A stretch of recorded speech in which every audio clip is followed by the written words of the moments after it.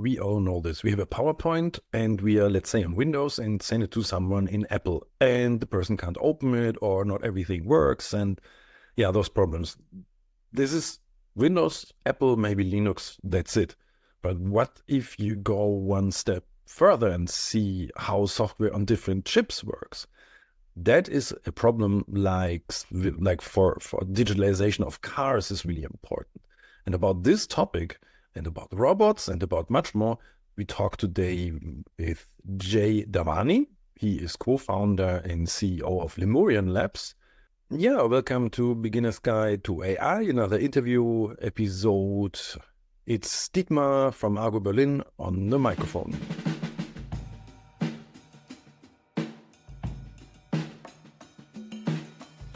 So, as the podcast is not about me, but about Jay, let's talk to him directly.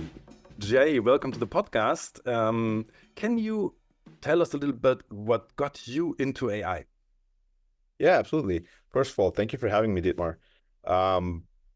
Funnily enough, I've been exploring the spaces of AI since I was about 15 years old.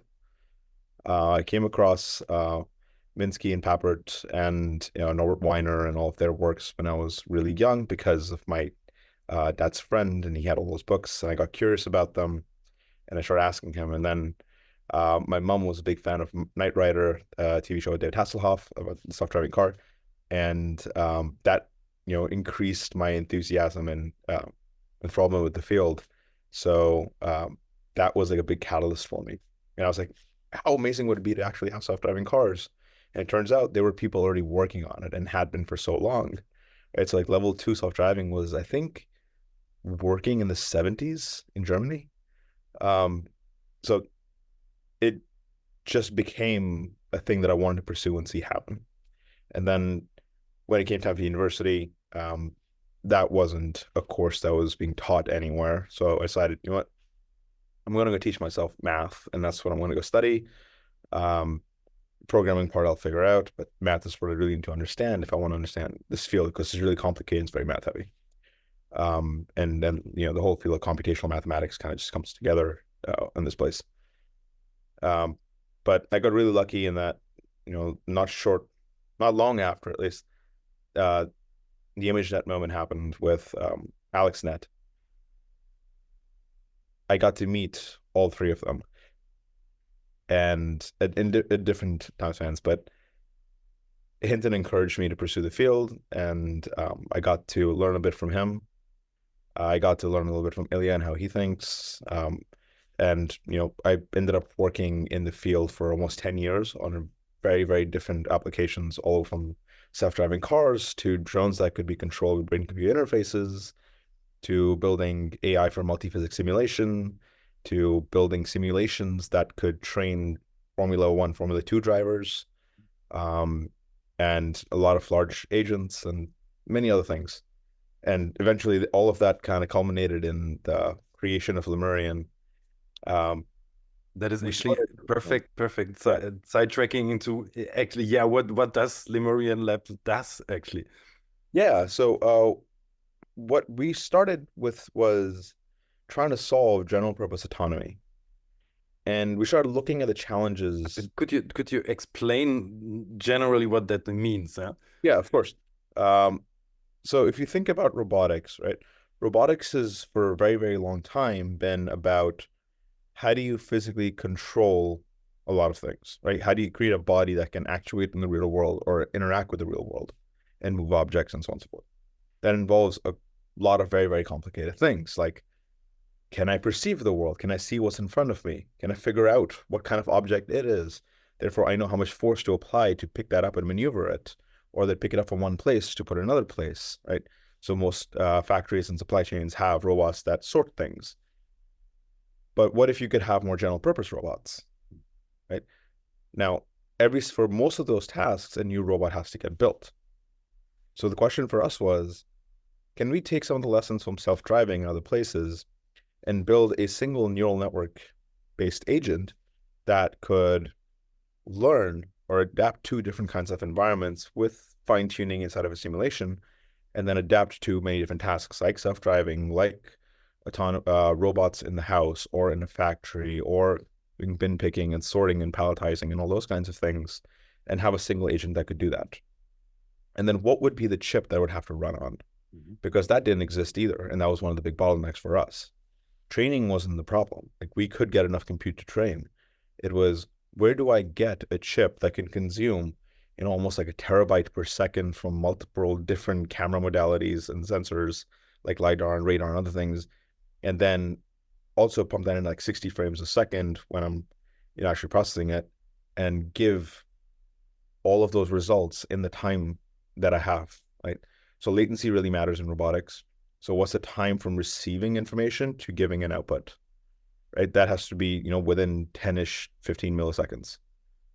So that thing just didn't exist. So we sought out to start building that, and that turned us into a chip company that was building this entire stack. And then, ChatGPT dropped, and the world changed. The conversation changed, and it was all about the data center.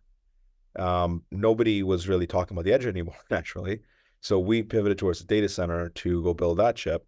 And while we were looking at, well, how do you make general purpose accelerators that are scalable, performant, energy efficient, and programmable?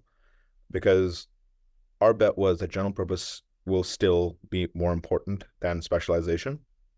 We started to realize, because part of our philosophy was, we don't want to just design one chip. We want to design an architecture with the right abstraction that can be improved over time, right? So if you start specializing, that breaks a lot of things for developers, right? And how they reason about programs.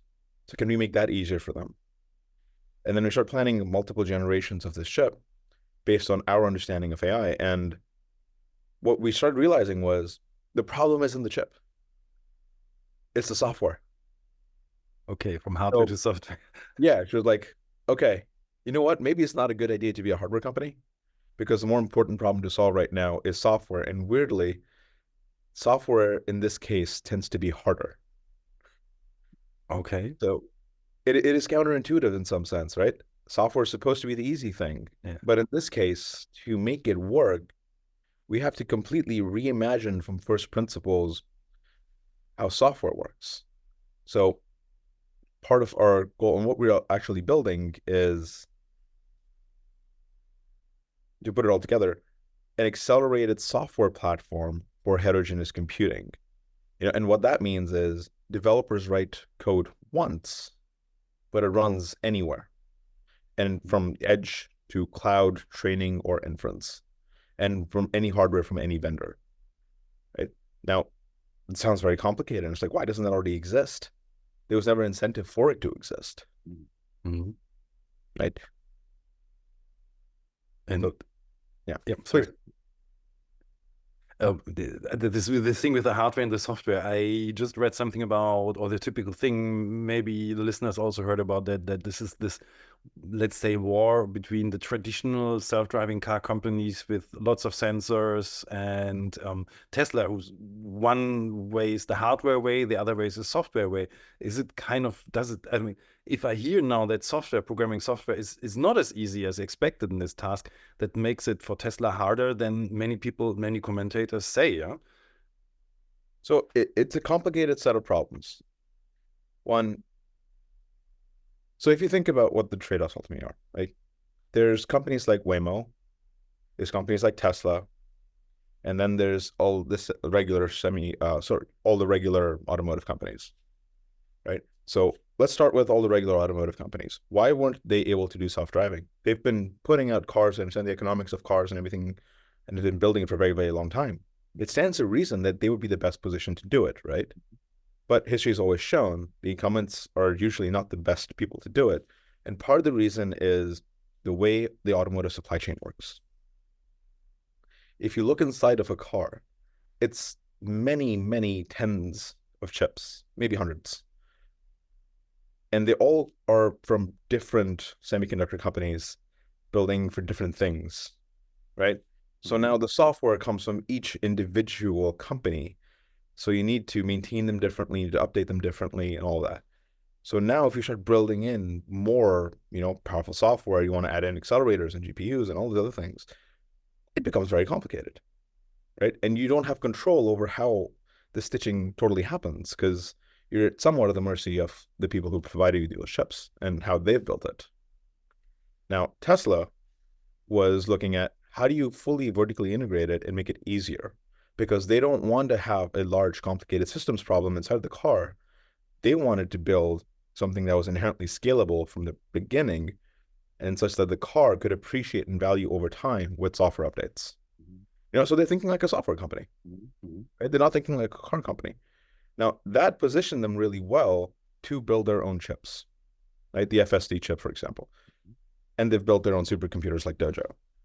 And part of what they were looking at is, how do you collect all of that data? How do you train these models? How do you deploy them faster?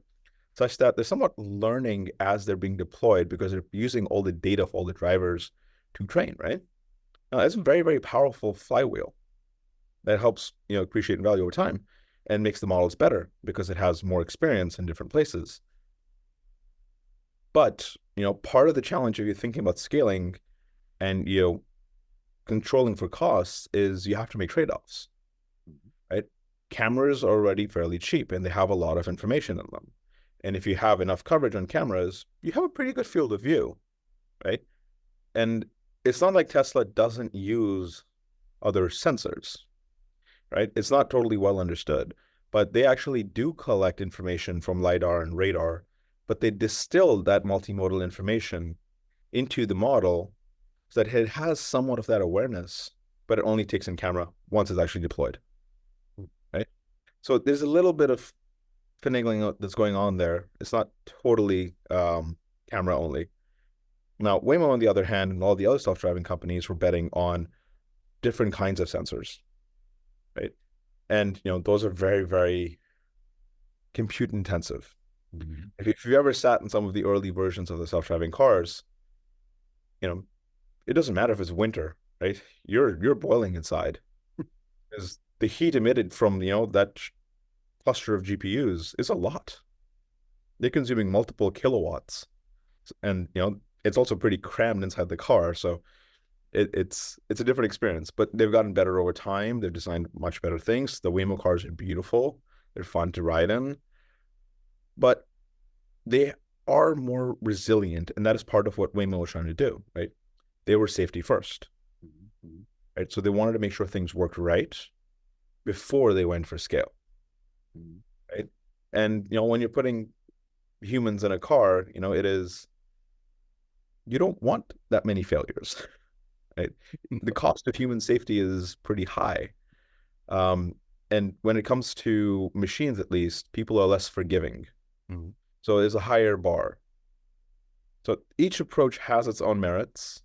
I'm particularly in the camp of at least safety, because if I'm going to be deploying machines in the world, I want to make sure they're safe and useful. And then, we can figure out the scalability, because usually good economics gets you there. Let's bring your firm in again, Lemurian Labs. You do in which field are you there? You said security is one thing, but where do you come in? Yeah. So when you're an AI company, right, you are developing models, right? You collect data, you specify a model, you run a training loop so that that model actually learns all the things from that data, and then you want to deploy that model, right?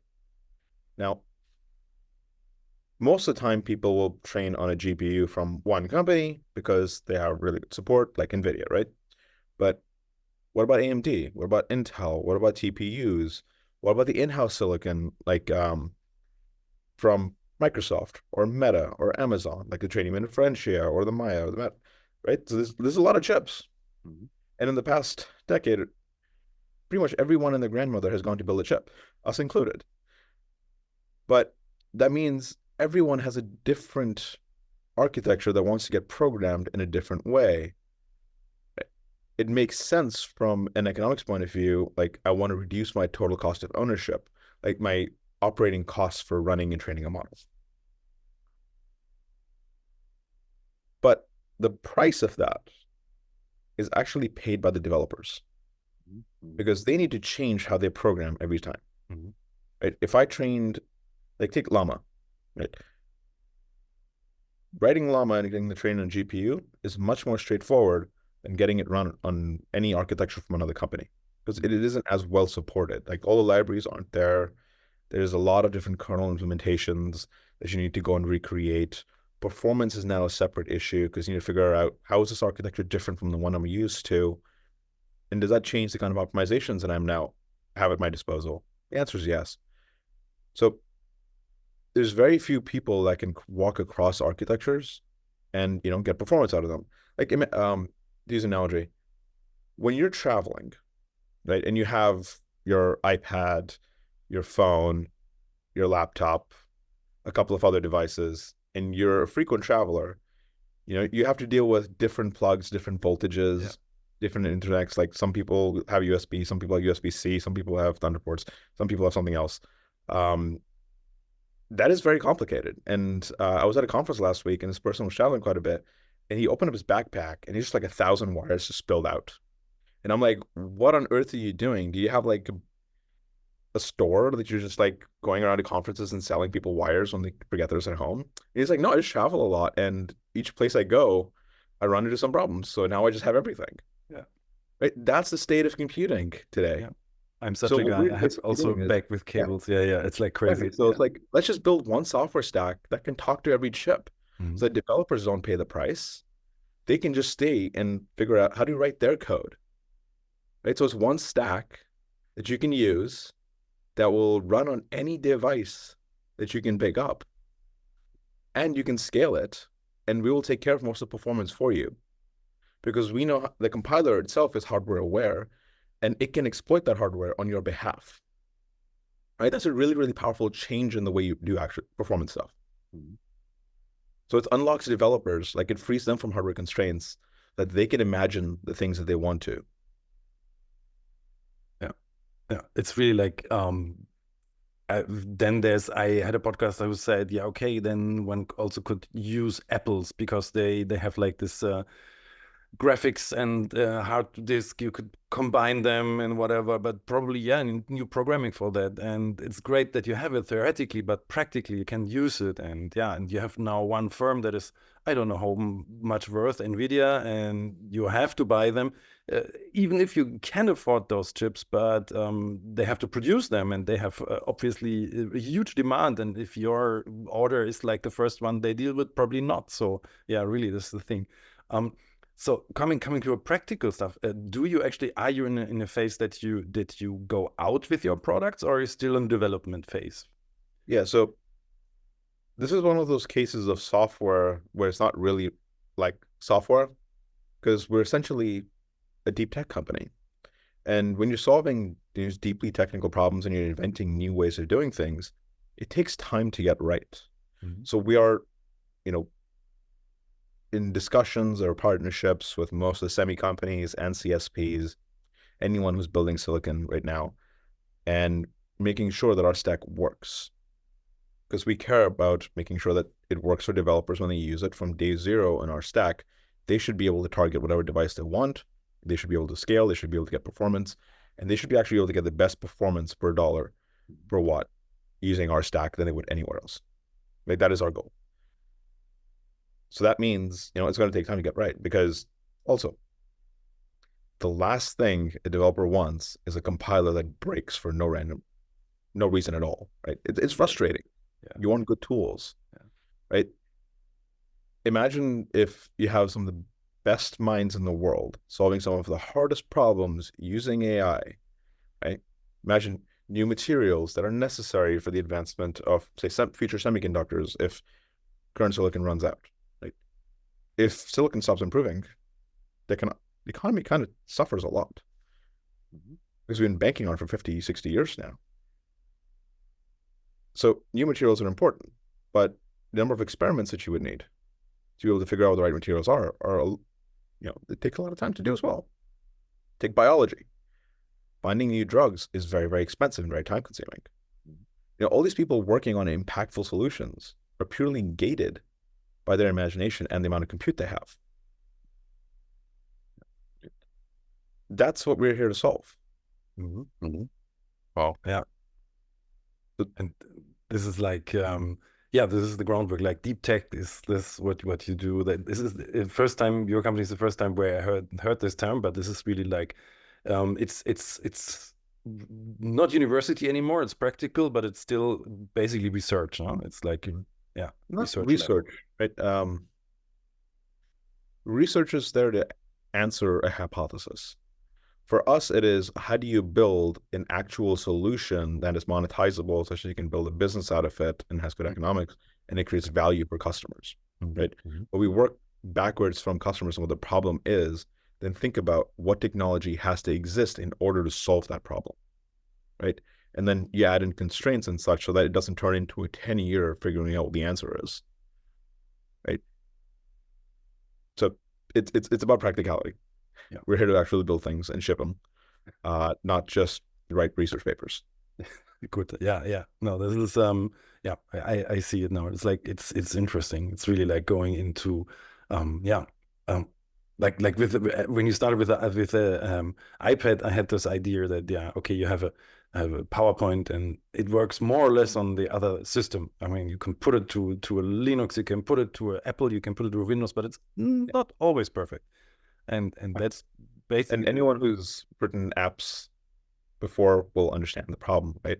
There's different versionings of different OSs and different software and different libraries that run on different devices that you have to, and there's different design rules for different things. Like now, if you want to have something that runs on iOS and Android, there's a combinatorial explosion of things that you have to deal with. Well, what if you could program it one way and that's done? yeah, that would be great. Yeah, we had a software problem like that also.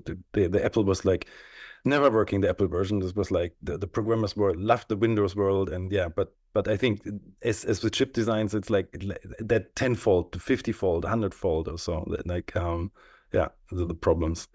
Oh yeah, that's deep. Yeah, but talking about deep, this is what was like a really theoretical part. But in our prep call, we came about some topics where I want to ask you about because they were really like not like the whole technical level, but like perspectives of AI, as you already talked about, like medical research or something. And we had some interesting things where you say AI is like I think your example was like the Panama Channel or something, where So I think if I recall what I was talking about was a lot of people are complaining about the cost of AI or how much we've spent going into it. But we haven't spent nearly as much as we have in previous generations working on impactful things, right? Take again, using the Panama Canal, that was a massively expensive product that took a percentage of world GDP to actually make work, right? And it benefits. It did give certain unlocks. Now, AI, at least I believe, and most people working in AI believe that the benefits from AI will be exponential, right? For lack of a better word. Because I think everyone to some degree underestimates the change that is possible. And we haven't seen the limits of what it's capable of yet, right? It is still the steam engine days of AI, which means there's a lot of innovation that is yet to come, and it will. The pace at which it will come is largely unknown. But think for a moment, there's a lot of people with great ideas in the world. Very few of those ideas ever get translated into reality. The reason for that is there's a shortage of people that are skilled enough to do it. There's not enough knowledge in the world, like they said, is abundantly available. Which inside of people, there's a lot of knowledge in the world that is available if you go online, but most people don't put in the work to actually become masters of their crafts. But if you get to a level of AI that is reasonably advanced, and it has all of this information stored inside of its weights, and you can prompt it and ask it questions, and not far from today, it can actually take in a large, complicated problem that you give it, break it down, reason about it, simulate possible solutions, test them out, give them to you, Be like, hey, these are the things that I found. And in the process, you are learning while interacting with it. So you're getting better. And then it's getting better through your actions. You have this loop going. And now eventually you have multiple of these agents that are coordinating and working on complicated problems and giving you solutions that are more reliable. This time it would take for you to go and do all that things as a person in a lab could have been years. Mm-hmm. All of a sudden, that is shortened down to weeks. Mm-hmm. Right? So what you end up having is the end of knowledge workers and the rise of journalists, right? Because now the agents and these agents are knowledge workers that you can go and query and have them do things for you on your behalf. And they would do it, pretty damn well. And if in the case that they don't, you can just iterate really cool because computation's gone cheaper, energy's gone cheaper. So you can run these large experiments with these agents. Now, the end result is fundamentally a cognitive revolution where the best of humanity is fundamentally unleashed. So all of your ideas are now realizable in a very short amount of time, right? That is very, very powerful. Like, the speed of innovation comes down to the speed of thought, in essence. Right. So the world fundamentally changes, right? There's nothing that is off limits anymore, at least as far as physics will allow us to go. Until we reach that, there's a certain time where much will happen. Yeah. Yeah. So it's people like talking about worlds of abundance a lot, right? What we actually see is a world of intelligence abundance almost, because these AIs are cognition factories almost. So you put in problems, they churn out solutions.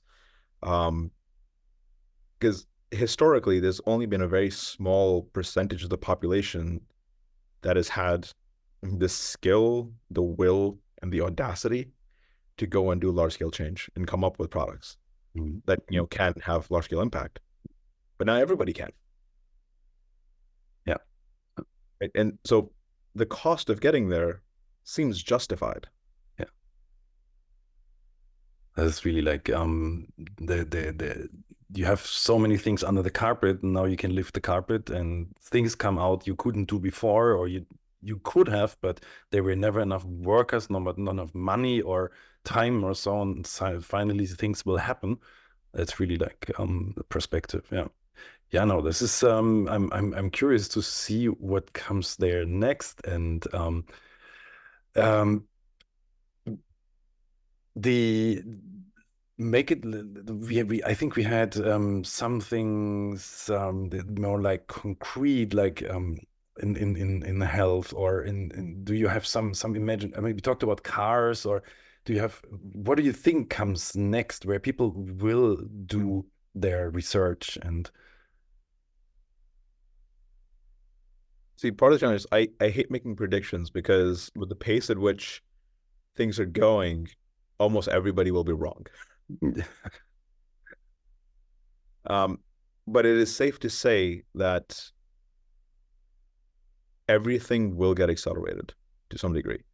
Now, I have for a long time believed that one of the big applications for AI in general will be scientific advancement, right? So if you take biology has usually been a very, very manual thing, right? You need people to really deal with a lot of squishy things, and there's a lot of variables inside. The way things behave inside of a lab is very different from how they behave in the real world. So that translation of knowledge is, also pretty challenging.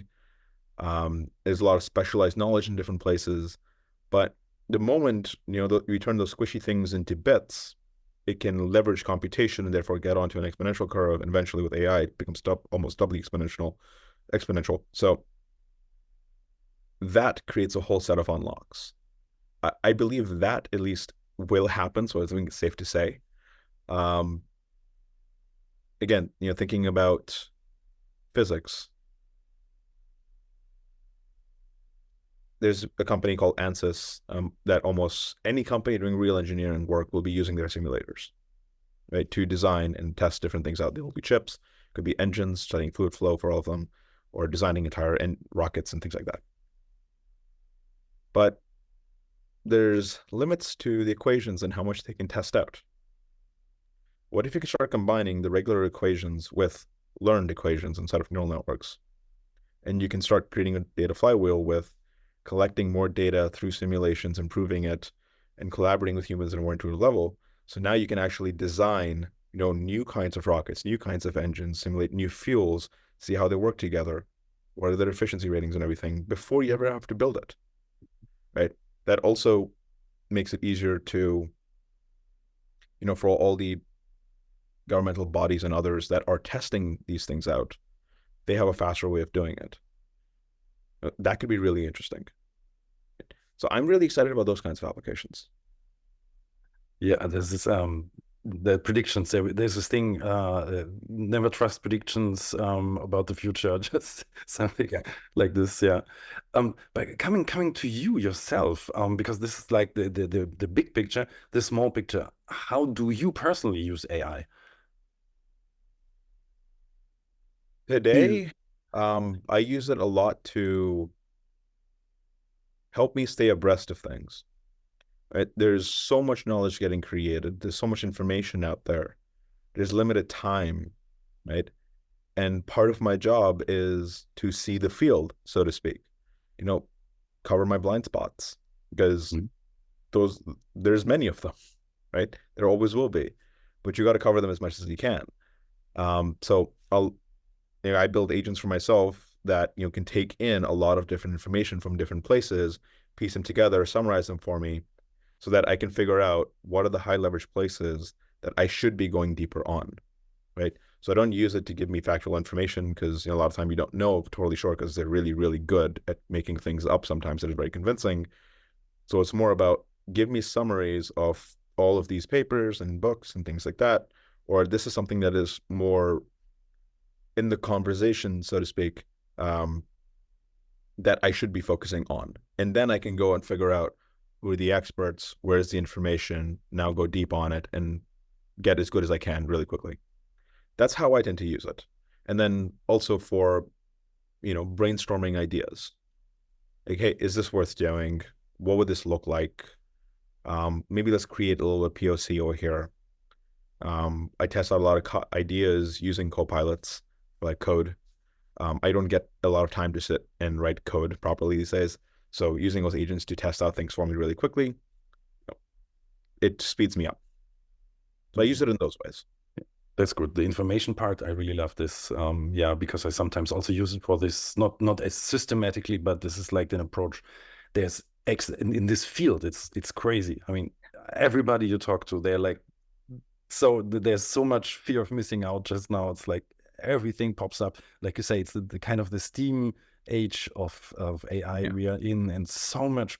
So yeah, this is really really something. It's no one's found like a killer application yet for AI. We're still figuring it out, right? There's a lot of room to play. So I'm still pretty hopeful. Talking about hopeful, the listeners maybe know that I always have this Terminator and Matrix question. Is this scenario realistic? What do you think? It's another prediction, okay, but yeah. I don't believe it is, for a lot of reasons. One is we don't understand how to build robots like that. And second, the amount of compute required to get an agent that intelligent that could do all those things is beyond reach today and might be for at least the foreseeable future. And, in my case, the foreseeable future is maybe 3 years because of the pace at which things are moving. I now see the people with their headphones like, what, 3 years? So we can have Terminators in 3 years. No, that's not what I said. I said I can only predict the 3 years out, but okay, so if you actually think about computing, right? Computing is a couple of things, right? You have math, you have memory, you have movement, and you have clocks, right? So fundamentally, you store information, you move information, you apply some transformation to that. It's mathematical transformations, right? And then you have ways of regulating it, so how fast things happen. Things are not getting faster. Transistors are getting smaller, of course. Memory is not improving meaningfully, which means you are bottlenecked by memory. So the amount of compute you can actually realize or utilize is limited by that. The cost of movement is very, very high, and it dwarfs most computation by a lot, almost like 100 to 1 today. There's a limit to how small things can get in silicon. So we maybe have an order of magnitude, 2 orders of magnitude, somewhere in between that, or maybe 1.5 orders of magnitude of performance we can eke out. The amount of performance we may need to get a super intelligent model that in theory could be, many, many trillions or quadrillions of parameters or anywhere in between that, because nobody knows for sure, into that form factor such that it's running efficiently and untethered, simply doesn't exist. So physics is your biggest limiter here. And whether or not we will get to whatever people are calling AGI or ASI, we don't have clear definitions for. So it's hard to know if we get there and how to get there, because science is usually advanced with benchmarks and metrics. And if we don't have defined ones, it's very hard for us to make progress towards that goal. And, personally, this is my own personal opinion, I don't believe that transformers will be the agent that, or at least the architecture that gets us there. There's a lot of debate about that in the field. Partly because scale by itself is very, very important. We do need to think about having the right pieces that are scalable, can map well to existing compute architectures, can be sample efficient. But from a purely encoding point of view, they're very, very robust and rich. But from a reasoning point of view, there's a whole set of innovations that have yet to happen. Like if you look at OpenAI's O1 model, it's a good step in that direction, right? But it's still a proof of concept of a set of ideas that we are trying out. It's basically chain of thought with RL. Now, is it very sophisticated? No. It's a set of ideas that we've actually known for a while that we're just trying to try out now and augmenting the neural networks on the outside.